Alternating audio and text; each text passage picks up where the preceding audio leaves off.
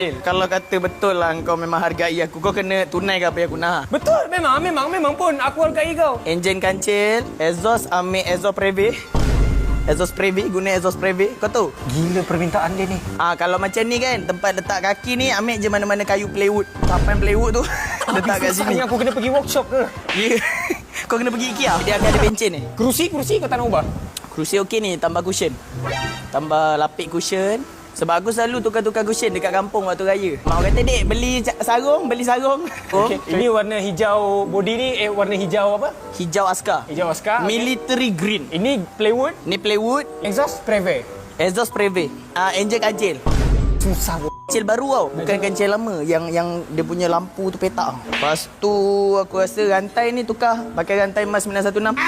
Guna tayar kenari.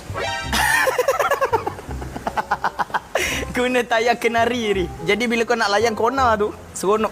Kenari segi 4 tau tayar dia. Mana segi 4? Dia motor mesti macam ni, bulat. Asah lah tayarnya tu, asah. Guna kertas pasir. Kau gunalah apa yang kan? boleh, bentuk kan. Boleh? Ikut je cakap aku, percaya cakap aku. Aku tak pernah main motor, aku tahu. Ni minyak brake kan. Tukar.